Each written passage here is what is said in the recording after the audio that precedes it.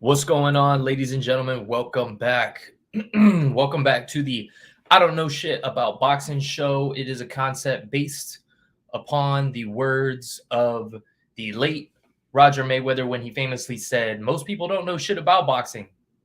And I believe it's true. You know what I mean? I consider myself a hardcore fan, and I know a lot of hardcore fans that at the end of the day, we make predictions, we say this, we say that, and how seldomly do those things become reality? You know what I'm saying? A lot of the times we don't know what's going to happen. So instead of people being so arrogant or this toxic fandom within the sport, we need to embrace with humility that sometimes we don't know shit about boxing, and that's what I'm here to do. So here we go. Today we're going to be talking about the Battle of Britain. Tyson Fury versus Anthony Joshua, the fight that we wanted last year for undisputed royalty, which would have been huge, but the arbitration with Deontay Wilder, spoiled those plans, and then so did Alexander Usyk. I remember when the WBO said, or mandated, I should say, the fight with Anthony Joshua. I said, I don't know that Joshua gets out of this one with his titles.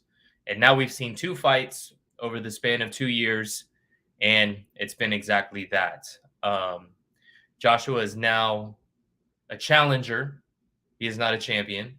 And Fury has given him the opportunity here with his terms, which I believe are fair, that he gets a chance to fight for the one title that he never got a chance to fight for. So we're going to touch up on that. But first, I want to talk about some other British titles. Rest in peace, the Queen.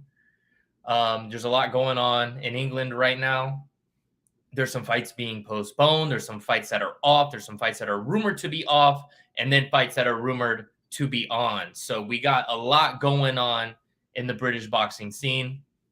First off, before I get into it, make sure you subscribe. Make sure you hit that like button. And I appreciate that. You know what I'm saying? So let's go ahead and get right into it. First on the list of fights that I want to talk about, I want to talk about Leewood. We'll go ahead and put it like this, right? So Leewood versus Mauricio Lara is off. This was going to be a fight for the WBA regular title. The WBA super title at featherweight is held by Leo Santa Cruz. This fight, it would have been a good fight. I don't mind that it's off. You know what I'm saying? Lara's a great opponent. I think like I said, I think it was a good fight. But at the end of the day, I need the fights that make sense for the sport as well. And when it comes to the WBA, a lot of the times, shit does not make sense. You know what I'm saying? Listen, I know I don't know shit about boxing, but if any organization doesn't know shit about boxing, it's the WBA. Last year, they were essentially threatened by the American Boxing Commission that they would quit recognizing them, even though the WBA is the oldest sanctioning body still functioning currently.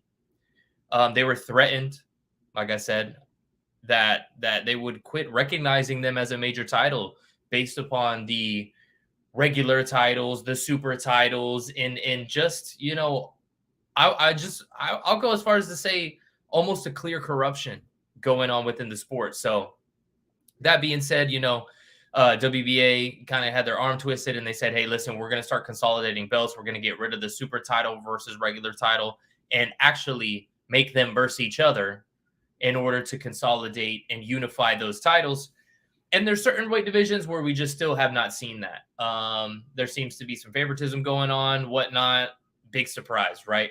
So Leewood, we were supposed to see him versus Leo Santa Cruz. I don't even remember, the reasoning they gave. And I don't even want to platform the reasoning why they gave, why that fight's not going on, because then I feel like I'm an accomplice to the shenanigans that's happening. So whatever. That's fine. Leewood pulls out with a bicep injury. Don't even make this fight again until you face Leo Santa Cruz. I understand, maybe they wanted this fight so they don't have to go into those negotiations with PBC and whatnot. But at the end of the day, whatever. You know what I'm saying? So that fight is officially off. Another fight that was off. Clarissa Shields versus Savannah Marshall. But it's been postponed. This one was definitely a surprise. You know what I'm saying? So we'll go ahead and pull this one up right here. This one was a surprise to me because, as you can see, Clarissa Shields, Savannah Marshall date, start time, odds, blah, blah, blah. A historic fight card is now tentatively scheduled for October 15th. Excuse me. It was supposed to go down this past Saturday on September 10th. As you can see, originally set for September 10th. The fight was postponed following the death of Queen Elizabeth on September 8th. So on September 8th, they pulled the plug the day before weigh-ins. This was supposed to be a double header card. And we'll talk about that fight in a second because I was actually pretty excited for this card. You know what I mean? Women's boxing's starting to come along. And I like that. I feel like there's still moves that need to be made in the sport if it's going to be able to get there. You know, a lot of the times, you know, the elephant in the room or the taboo subject to talk about, especially as a man, is women's pay compared to the men's. But in women's boxing, it's one of those things where you're going to have to fight the same amount of time. And I think it's an insult to women's boxing that they're doing 10 2-minute rounds. It needs to be 12 3-minute rounds. It's silly. Let's make it happen. You know, a fight recently where that could have happened was Taylor versus Serrano. Serrano asked for it. Taylor didn't want it. I believe Taylor didn't want it because the 10-2s fit her style. It's more of an amateur style. Come in, pop, pop, pop, get your points, and get out. And then it's easier to keep going. But I feel like if you change it to the 12 3s, the cream is going to rise to the top in women's boxing very quickly. You know what I'm saying? So the best are going to be the best, and you're going to see the sport evolve. You see women's MMA has evolved so much, and they fight the same amount of time. And you can't even talk about the women's pay because you've seen somebody like Ronda Rousey making millions of dollars. So it is what it is. But anyways, Clarissa Shields versus Savannah Marshall. If I'm correct, I believe Savannah Marshall was the last person to even beat Clarissa Shields in a boxing ring in the amateurs. Again, I don't know shit about boxing, so if anybody can correct me on that, please do. But I think that is right. For this one, we got an undisputed fight. We got the IBF. I don't know I think that's our old WBO title. We have the WBA, WBC, Ring Magazine, and Savannah holding the current WBO title. So, yeah, you know, there's some bad blood in this fight. There's been bad blood for a while. And we'll see what happens with it.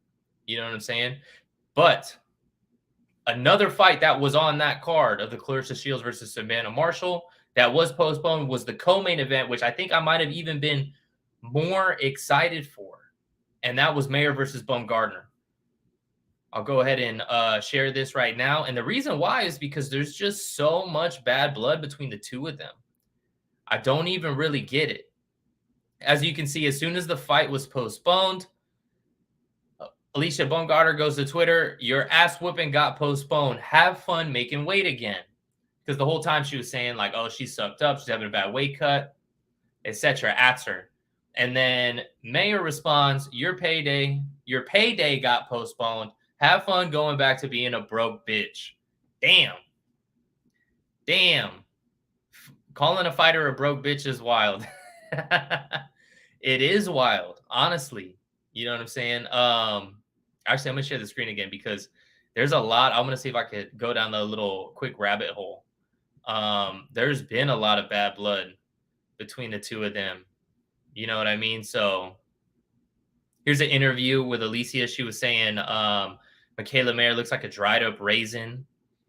This is after the postponement. She was saying that, you know, she was lucky.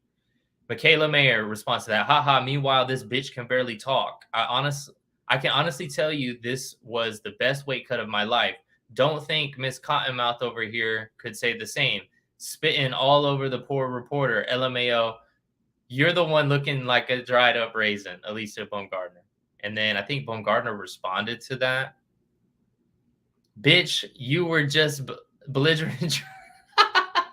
Bitch, you were just belligerent drunk at the O2, sobbing in your sorrows. Like I said, the 130 division is mine. Have fun draining yourself. Peace. P.S. Heard you were sparring. Heard about your sparring that you got over there and got worked.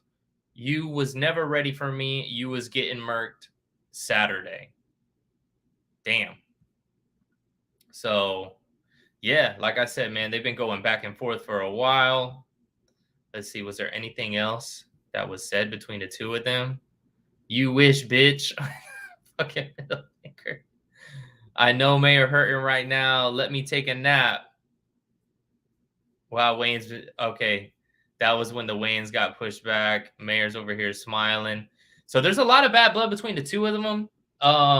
You know, I've actually interviewed Alicia. She's super nice. I even asked her about the 12 threes. You know, the 12 3-minute rounds. She said, you know, as long as the pay reflects it, then she's willing to do it. I think she has a good style for it. But when it comes to this fight, man, I like both of these ladies, and I feel like it's a 50-50 fight. You know, maybe it's not in the odds or whatnot, but for me, I wouldn't pick between the two of them. You know, we saw what Alicia did with Terry Harper, made her look like Charles Barton. Like, she didn't know where she was at with that shot. And then I feel like Mayer just puts out a huge output, a lot of work. So as far as I'm concerned, I don't know. I don't know who's winning that fight. But if we're talking about fights that have been postponed, or fights that are off, or fights that could potentially be off, there's a lot of rumors in a huge historically historical British fight recently, and that's with Chris Eubank Jr. versus Conor Benn. Chris Eubank Jr. out of October 8th fight. I've seen recently that it looks like Chris Eubank Sr. is trying to pull his son out of this fight. Here we have Mail Online. My quote, "My life son cannot be put in danger. I've already lost one. It can't happen again." Chris Eubank leaves Nigel Benn stunned as he threatens to pull his son out of catchweight clash with Conor Benn to avoid dangerous weight cut. Now, before I go back to that, I just want to share, you know, he said, "Oh, I've already lost one." I want to show exactly what he's talking about. This is Sky News. Sebastian Eubank, one of his sons, died from a massive heart attack while watching the sunset in Dubai. And this was last year. This is just a year ago. So this is very fresh. Could imagine he's still grieving. You know, that's got to be absolutely terrible, just days before his 30th birthday. And then now you have your son going in there. But listen, at the end of the day, you have to say, look, your son's a grown man. He signed on the dotted line. And, you know, it is what it is. So Chris Eubank Sr. has vowed to scupper his son's historic fight with Conor Benn over the 157-pound catchweight, insisting his life cannot be put in danger. Chris Eubank Jr. and Ben are due to meet in London's O2 Arena on October 8th. Now, that's an important date, and I'll get to that in a second, because that's not too far away. That's like 2-3 weeks away. Reigniting a family feud 3 decades after their fathers met in the second installment of the British boxing's greatest rivalry. Sources on both sides insist that the fight will go on as planned, as only the boxer can pull themselves out of the fight. But on a video involving both Nigel and Conor Benn, Eubank told Sportsmail he would not allow his son to fight below 160. I could only imagine him talking so proper, too. I will not allow my son. Can't even do the accent. But, yeah, I mean, what do you guys think about this? You know what I mean? We go into, this is from 22 hours ago. Chris Eubank Jr. mocks weight cut again amidst fight controversy. Look at this. A couple weeks ago, he was watching the fights, and then he was eating like KFC or something. And now, here it is. Check this out. He's over here. He's got like cheese fondue. and he's eating. So you're weeks away from the biggest weight cut of your entire career, and you're over here eating fondue. You're taking the piss out of this fight. Chris Eubank Jr. breaks silence on Conor Ben fight. Let's hear what Chris has to say. 24 days left until me and Ben scrap up for all the marbles. Now, I think that doesn't really mean nothing, besides the fact that he's not pulling out of the fight. But I think at the end of the day, what it comes down to is, do we think that he's going to make weight? I would have to go back and see in the contract what it says in regards to penalties. I could imagine the penalties are pretty high. You know what I'm saying? I remember hearing them when the fight first got announced, and they were pretty high. But if I recall correctly, but remember, I don't know shit about boxing. So when it comes down to it, is he out of the fight? It doesn't seem so. You know what I mean? It seems like he's still going to take the fight. I think he should. It seems like he's taking the piss out of the weight cut. Or is it, as George Kambosos said famously, the art of deception? He's deceiving you. But yeah, he's the naturally bigger guy. Whatever. We'll see what happens with that. But drum roll. Now we talk about what we came here for, the Battle of Britain. Fury versus Joshua. Tyson Fury versus Anthony Joshua for the Battle of Britain. This was a fight that was scheduled for August of last year. It was taken away from us due to the arbitration winning for Deontay Wilder for that third fight, which was great for the fans. That fight actually was a historically great fight. Joshua then had to defend his WBO and other titles, IBF, WBA, due to the WBO mandate against Alexander Usyk. As soon as they said that, I said, this isn't good. This isn't good for Joshua, man. Usyk's going to win this. And he did, and then he won the rematch. I didn't think Joshua had a very good game plan in that rematch. He kind of did a bit of the same thing. He had a lot of success in the 9th round, going to the body, and then kind of abandoned it. I think that was his key to victory, was that body work. And, he didn't do enough of it. So Joshua now is sitting at a record with 3 losses. And Tyson Fury's given him the opportunity of a lifetime because Usyk isn't available at the moment. He says he doesn't want to fight until next year. Fury's come out of retirement, apparently, and said that he does want to fight by the end of the year. He wanted to fight in November. And it looks like they have landed on a December 3rd date. So let me go ahead and bring this up. This is from Michael Benson on Twitter, and it's from my man Eddie Hearn. Eddie Hearn on Anthony Joshua accepting Tyson Fury's terms. We tried to negotiate and were told, take it or leave it, and we took it. We expect a contract in the next couple of days, and hopefully we can move forward with the fight. There is no reason not to now. You know what? A lot of the times I feel like you got to work in negotiations, but Tyson Fury holds all the leverage in this fight. And I think they gave a pretty fair offer. It was a 60-40. Maybe the rematch clause condition wasn't fair, but at the end of the day, it is what it is. Anthony Joshua has absolutely no leverage in this. He's coming off of, timeout. The maintenance guy's here.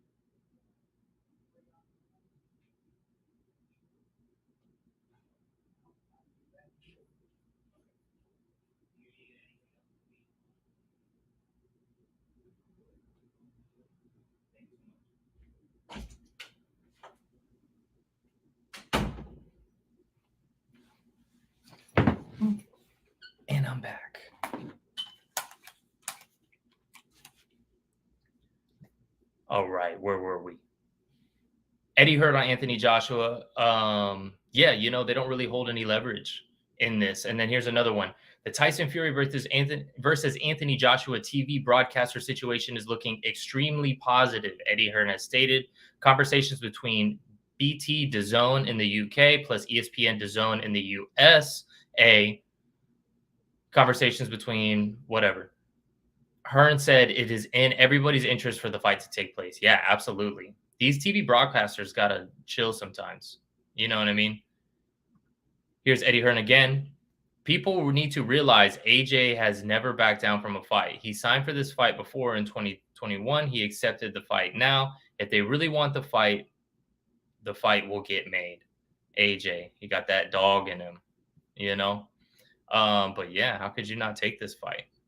And then there's some Deontay stuff. We'll get to that. A bunch of nonsense over here with Floyd. Anthony Joshua already back in the gym.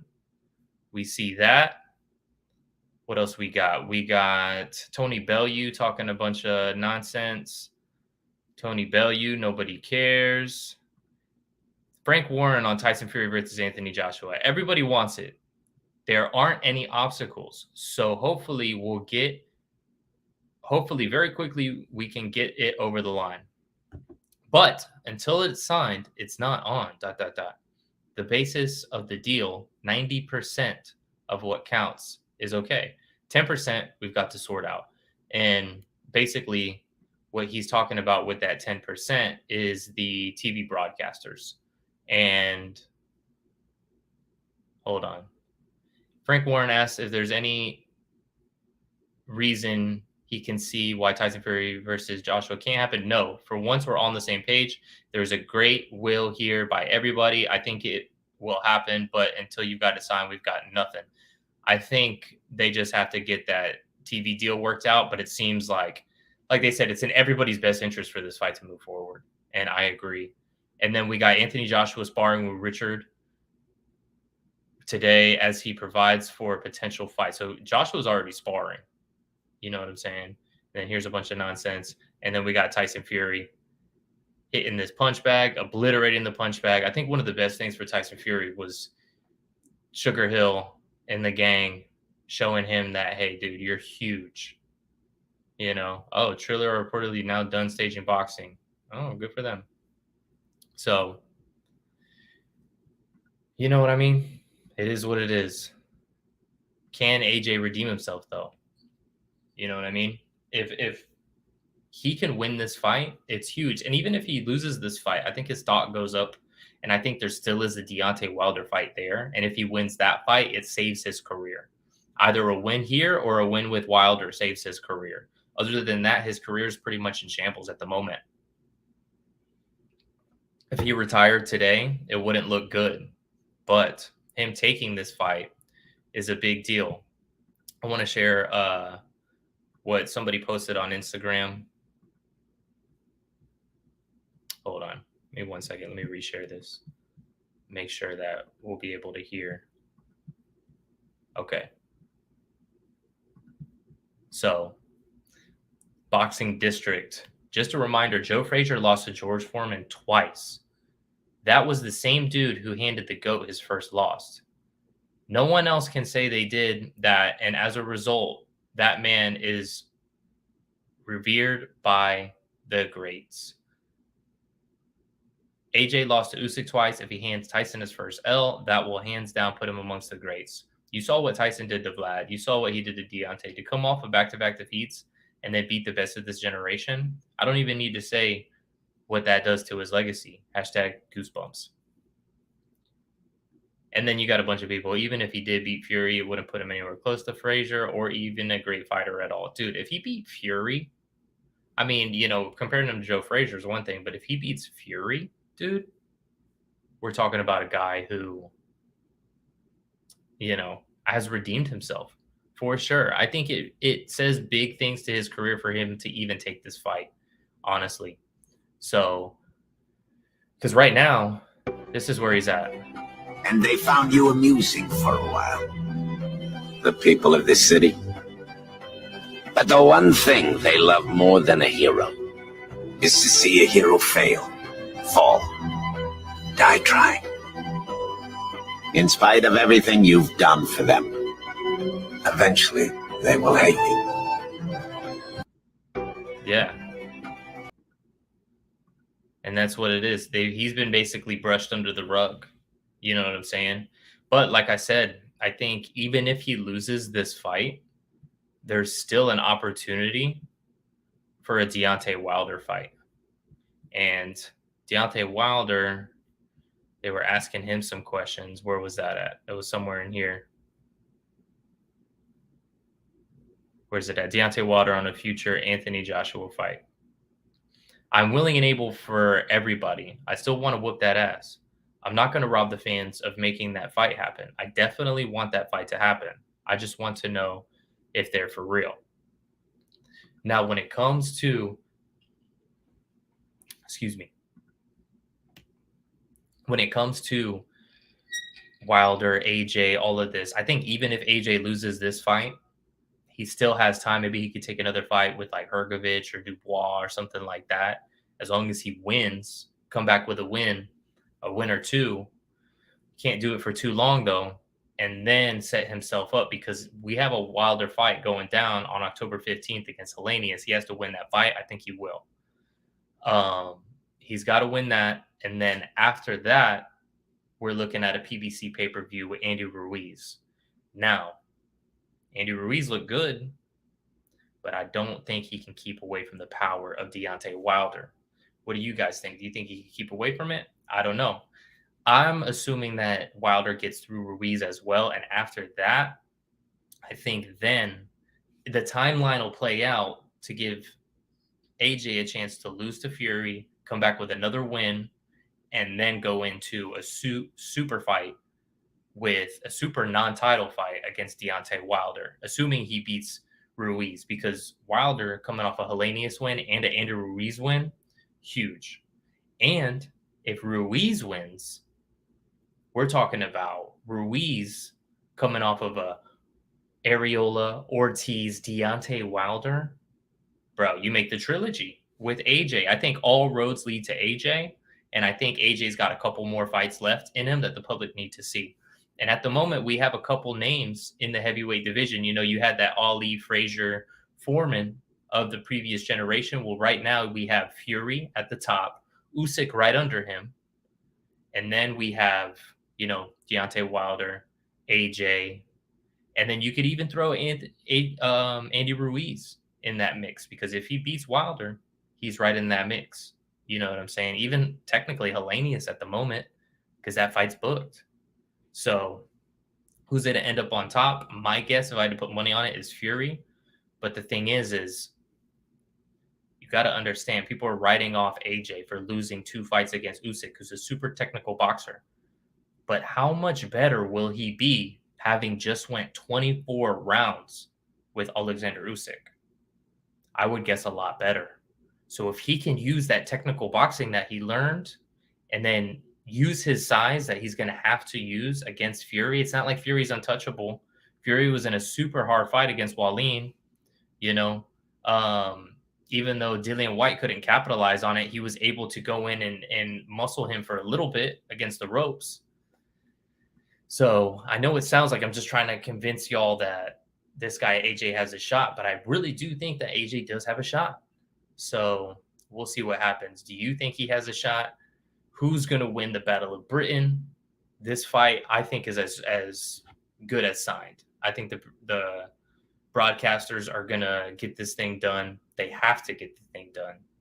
And we're going to see December 3rd, Fury versus Joshua. I think it's going to be a historic fight, and it's going to be great for the history of the heavyweight division in boxing.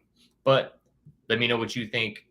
Again, at the end of the day, I don't know shit about boxing. So hit that subscribe, hit that like button. Thanks for tuning in. Until next time.